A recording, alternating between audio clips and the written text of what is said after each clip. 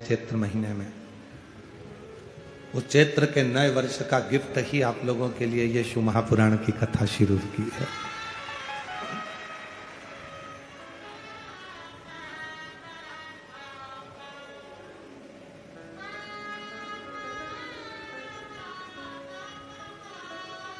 एक अविरल भक्ति शिव महापुराण की कथा में भगवान शंकर खुद कह रहे हैं, तुम मेरी संतान हो।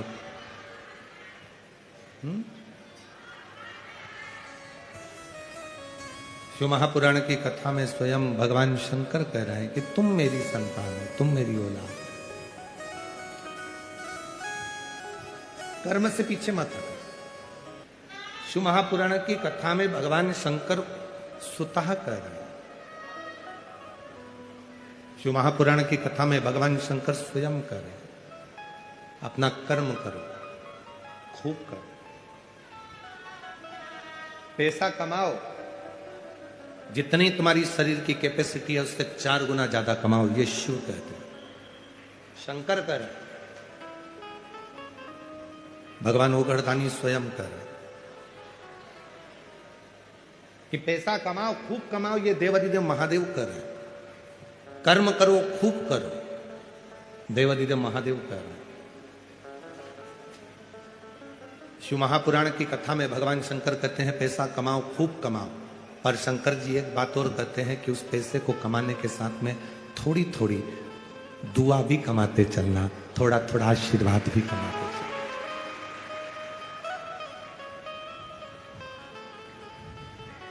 पैसा कमाओ, खूब कमाओ, पर साथ में थोड़ा सा दुआ, थोड़ा आशीर्वाद साथ लेकर चलो। क्यों? जब व्यक्ति बीमार होता है, तकलीफ में पड़ जाता है, हॉस्पिटल में पहुंच जाता है, वेंटिलेटर पर पड़ा रहता है, तब पैसा बाहर रह जाता है, पर तुमने अगर किसी भूखे को भोजन कराया है, प्यासे को पानी पिलाया है, किसी गरीब की जिंदगी में तुम काम आए हो, तो उसकी जो दुआ है, वेंटिलेटर पर मशीनें बाद में काम करती हैं, पहले वो दुआ काम करना प्रारंभ कर जाती है। जो वो आशीर्वाद काम करने लगता है जो मिला। महामृत्युंजय का अनुष्ठान, महामृत्युंजय केवल मौत से नहीं बचाता, महामृत्युंजय का अनुष्ठान हमें काल के भय से मुक्त कराता, काल के भय से मुक्त। और अकाल मृत्यु वो मरे जो काम करे चंडाल का, और काल उसका क्या बिगाड़े जो भक्त हो महा। जो शिव की साधना करने वाला हो जाता है, भगवान शंकर की आराधना करने वाला हो जाता है, शिव तत्व को जानने वाला हो जाता है, शंकर को भजने वाला हो जाता है, फिर उसके ऊपर काल का भय नहीं रहता उसे।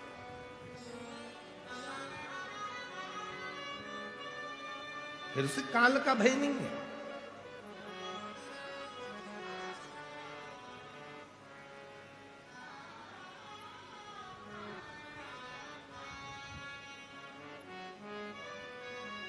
काल का भय समाप्त हो जाता। हम क्यों कहते हैं कि रोज एक लोटा जल चढ़ाने के लिए शिव जी के मंदिर जाओ? आपके जल चढ़ाने से सीवर वाले महाराज का कोई फायदा है क्या? जम के तो बोलो। नहीं, हो सकता है कि तुमको ऐसा लग रहा है कि इनके लोटा भर जल चढ़ाने से हमको कोई फायदा। तुम्हारे लोटा भर जल चढ़ाने से, हाँ, हम कहते कि लोटा भर के जल लेके सीओर आओ, क्योंकि हमारे यहाँ पानी की कमी है, तो वहां चढ़ा के चले जाना, तो हम टंकी भर लेंगे, तो हमारा फायदा। हम तुमसे कहते कि लोटा भर के पानी लाओ और सीवर में दो, तो हमको लगता कि हमारा जो गर्मी के 3-4 महीने हैं, पानी की जो दिक्कत आती है, हम टंका भर लेंगे तो वो काम आ जाएगा। पर हमने ये नहीं कहा कि तुम सीओर जल लेकर आओ, सीओर तुम कुछ लेकर आओ, हम नहीं कहे। हम तो और यहां तक कहते हैं कि सीओर आओ तो अपनी चेन, अंगूठी, मोबाइल, पर्स सब घर पे रख के आओ, बाबा के आश्रित होकर आओ, क्योंकि वो खुद कोहिनूर हीरा कुबरेश्वर महादेव बैठा है, तुम्हारे हीरे की उसको जरूरत नहीं, वो स्वयं विराज, उसके आश्रित होकर। वहां का तो कंकर शंकर,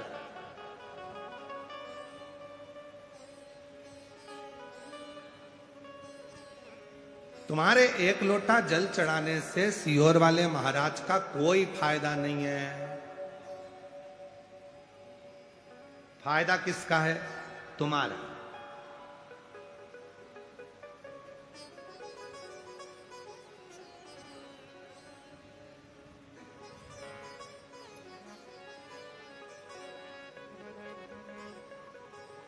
दुख किसका मिट रहा है? तुम्हारा। तकलीफ किसकी मिट रही है? तुम्हारी। परेशानियां किसकी मिट रही है? तुम्हारी। कष्ट किसका मिट रहा है?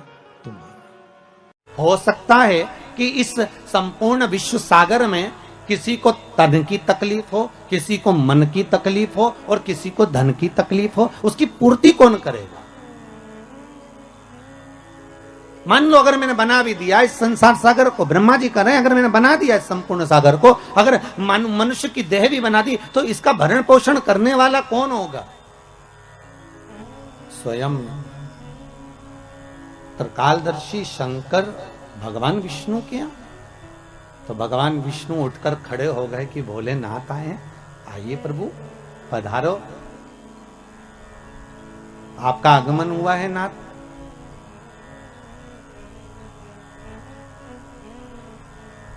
भगवान शंकर जैसे ही सामने पहुंचे तो भगवान विष्णु ने लक्ष्मी जी से कहा, लक्ष्मी संपूर्ण कार्य को छोड़ दीजिए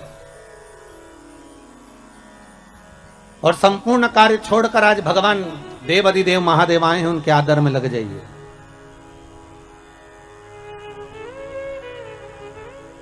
बड़ी मुश्किल से आए हैं, बड़ी मुश्किल से प्राप्त हुए हैं, जाओ इनके आदर में, इनके सम्मान में, इनके सत्कार में लग जाओ, जाइए।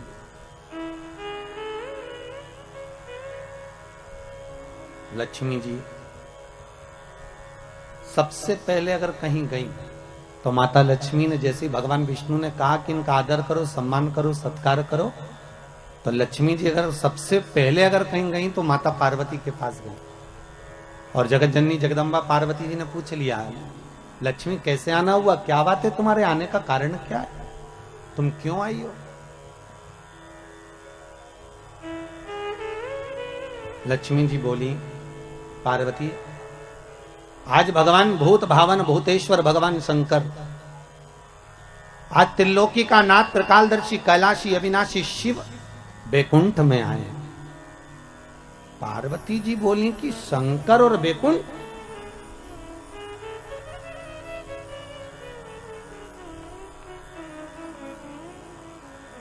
क्या चाहती हो?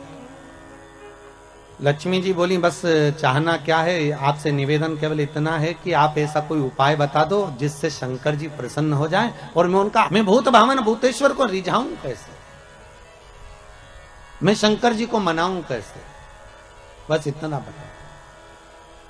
पार्वती जी के मुख से निकल गया कि एक लोटा पानी भर लो और शंकर जी पे उंडेल दो, शिव जी पे चढ़ा दो, बस शंकर तो राजी हो जाएंगे, इससे ज्यादा शंकर को चाहिए क्या?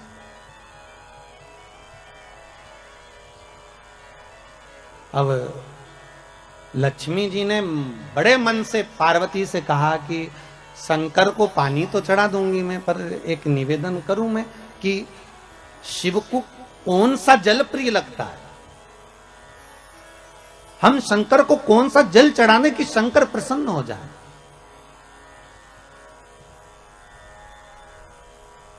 पार्वती तुम्हारे घर में अगर कोई अच्छा जल रखा हो ना तो एक पात्र भरकर हमको दे दीजिए, तो हम शिव जी को चढ़ा देंगे। और शिव महापुराण की कथा बार बार कहती है कि मंदिर जाओ तो मंदिर का लोटा उठाकर मंदिर का ही पानी भरकर मंदिर के शंकर को मत चढ़ाओ। शिव महापुराण कहती है अगर शंकर को जल चढ़ाना है तो अपने घर का जल लेकर। किसके घर का जल? अपने घर का, दूसरी जगह का नहीं।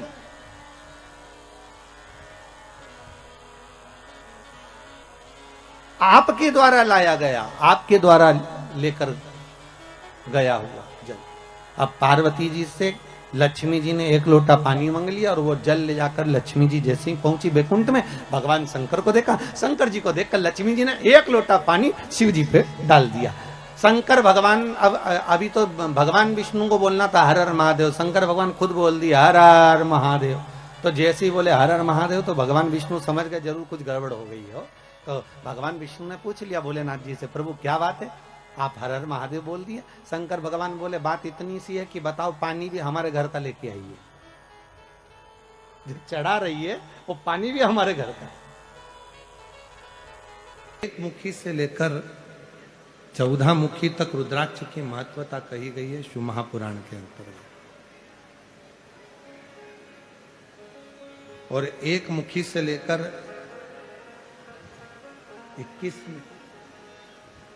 21 मुखी तक स्कंद पुराण में रुद्राक्ष की महत्वता कही गई। और दोनों का महत्व वर्णन किया गया। उसमें 5 मुखी रुद्राक्ष, 7 मुखी रुद्राक्ष एक ऐसे रुद्राक्ष है जिन रुद्राक्ष को मात्र 5 मुखी और 7 मुखी रुद्राक्ष को मात्र आप जब अपने तन पर धारण कर लेते हो तो कोई बड़ा रोग भी अगर शरीर में लगने वाला होता है तो वो दूर हटना प्रारंभ हो जाता है, शरीर को कष्ट से।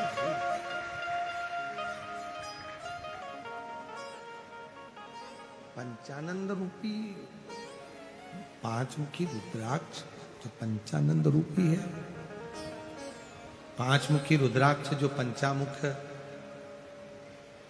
यहां तक स्मरण करिएगा, थोड़ा सा ध्यान दीजिए, थोड़ा स्मरण करिएगा। यदि आवाज नहीं आ रही है, पंडाल की आवाज खोलो, नीचे पंडाल में आवाज बढ़ाइए। वर्णन एक बड़ा सुंदर भाव कहा गया। यदि मान लो शरीर में कोई गांठ पड़ गई, डॉक्टर ने कह दिया ये गांठ गल नहीं रही है, दवाइयां ले रहे हो, औषधियां ले रहे हो, और हमने पहले भी कथा में कहा कि डॉक्टर शंकर का एक रूप होता है, डॉक्टर शिव का एक रूप है। शिव महापुराण की कथा डॉक्टर को शिव मानती है, डॉक्टर को शंकर का एक स्वरूप मानती है। और मान लो शरीर में कोई गांठ आ गई, कोई गठान शरीर के अंदर आ गई और वो गल नहीं रही, या रजो धर्म से जुड़ी हुई कोई प्रॉब्लम खड़ी हो जाती है। कई माताओं को रजस्वला धर्म के समय पर बहुत तकलीफें होती हैं, या रजस्वला धर्म में जुड़ी हुई कोई प्रॉब्लम हो जाती है, तो उसका लिए अभी महाराज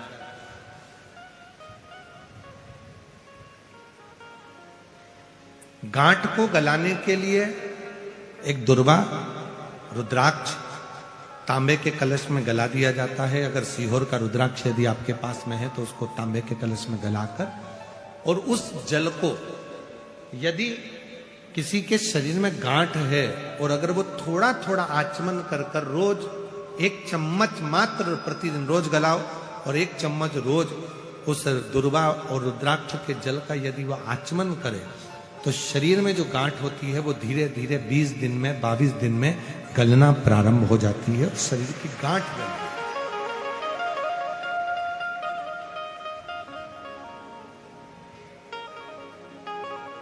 उस रुद्राक्ष में इतनी मूलता होती है, इतनी मूलता होती है। जैसे 5 मुखी रुद्राक्ष है, 7 मुखी रुद्राक्ष है, ये प्रत्येक जो रुद्राक्ष रुद्राक्ष कभी भी फैशन के लिए नहीं पहना जाता है, रुद्राक्ष हमेशा संरक्षण के लिए पहना जाता है।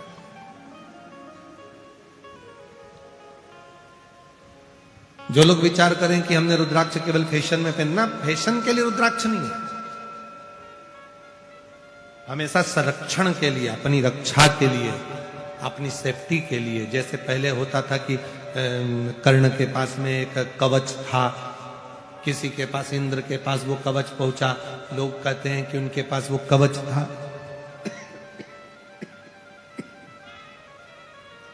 शिव महापुराण की कथा कहती है आप इतना तप नहीं कर सकते कि आपके पास कोई कवच आए, आप इतनी साधना नहीं कर सकते कि आपके पास कोई कवच आए।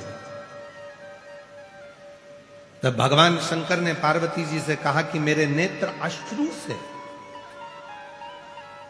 जो ये रुद्राक्ष का पौधा उत्पन्न हुआ है और इसका जो फल है, अगर किसी मनुष्य के शरीर पर रुद्राक्ष अगर उसके गले में पड़ा हुआ है तो समझ लेना कि शिव उसका कवच बनकर उसके सामने खड़े हैं। एक रुद्राक्ष।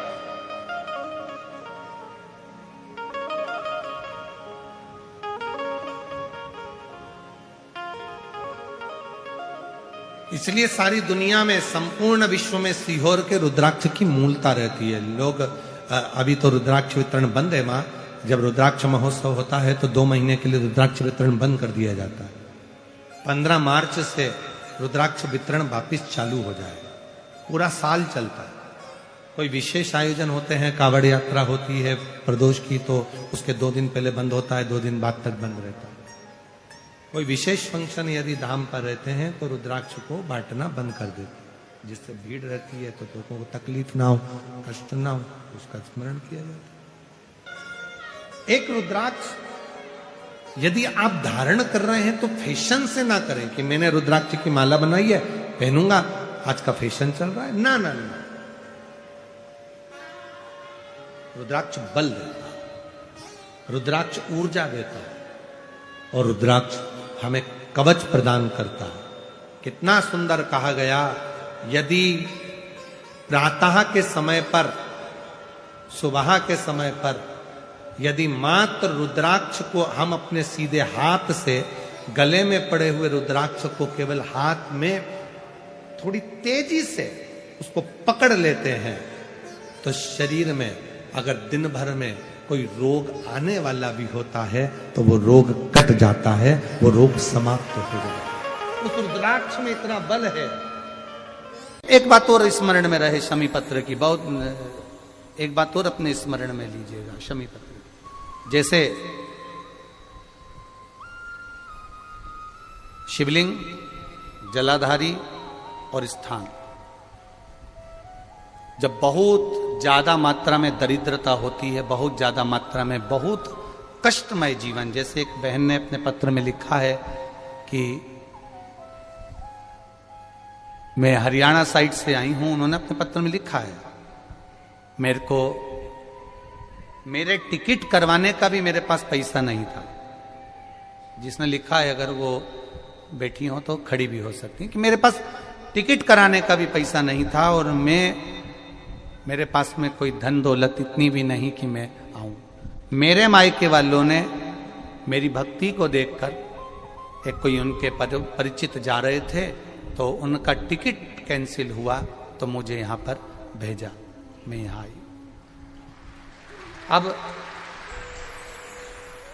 जब आपको लगता है कि इतनी दरिद्रता जीवन में है, इतना, और ऐसा नहीं है, मनुष्य के जीवन में बहुत सुख दुख तो चलता रहता है। मानव का देह है, ये तो चलना है, जीवन पर्यान चलना है, सुख दुख चलेगा, यश अपयश चलेगा। लगे तुमको कि हाँ, और आप सबसे निवेदन करना चाहूंगा, आपका मन है कि सीहोर आए, आपका मन है कुबेरेश्वर धाम आए, आपका चित्त है, आपका मन है कि हमें कुबेरेश्वर बाबा के धाम पहुंचना है, सीहोर पहुंचना है, मां सीवन के तट पर पहुंचना है, सिद्धपुर नगर सीहोर की एक एक कंकड़ का दर्शन करना है, 108 शिवालय का स्मरण करना है, चिंतामन गणेश और श्री हनुमान फाटक का, खेड़ापति सरकार का, मनकामेश्वर का दर्शन करना है, भूतेश्वर का दर्शन करना है, कुबेरेश्वर का दर्शन करना है। जब तुम्हारी चित्त वृत्ति में आए, जब तुम्हारे मन में आए, धन भी नहीं है, पैसा भी नहीं है, बहुत दरिद्रता का जीवन है, बहुत दुखी जीवन है, तब बेलपत्र और शमी पत्र का प्रयोग जरूर करके देखना। प्रैक्टिकल करने में कुछ नहीं जाता, प्रैक्टिकल करने में क्या जाता है, करके देखना। उस समय पर जैसे वो कहते हैं ना कि कोई कहने वाला कह दे कि महाराज जी, वो एक महाराज प्रवचन दे रहे थे और प्रवचन में देते देते देते देते किसी ने, महाराज जी प्रवचन दे रहे थे कि मदिरा का पान नहीं करना चाहिए, नहीं पीना चाहिए, गलत है, नाली में पड़ा होता है, व्यसन में पड़ा होता है, ऐसा पान ना करो। एक महाराज का पेचेन वाला खड़ा हो गया, उसने खड़े होकर कह दिया, ओ महाराज तुम इतनी बड़ी बड़ी बात कर रहे हो, तुम्हारा सगा भाई तो पी के नाली में पड़ा, गटर में पड़ा, महाराज जी को क्रोध नहीं आया, समझ थी। महाराज जी ने कहा भैया देख, मैं भी प्रवचन दे रहा हूं, मेरा भाई भी प्रवचन दे रहा है, मैं मुंह से समझा रहा हूं कि पीकर लोग नाली में गिरते हैं, गटर में गिरते हैं, मेरा भाई प्रैक्टिकल करके दिखा रहा है कि मत पिया, मत पियो।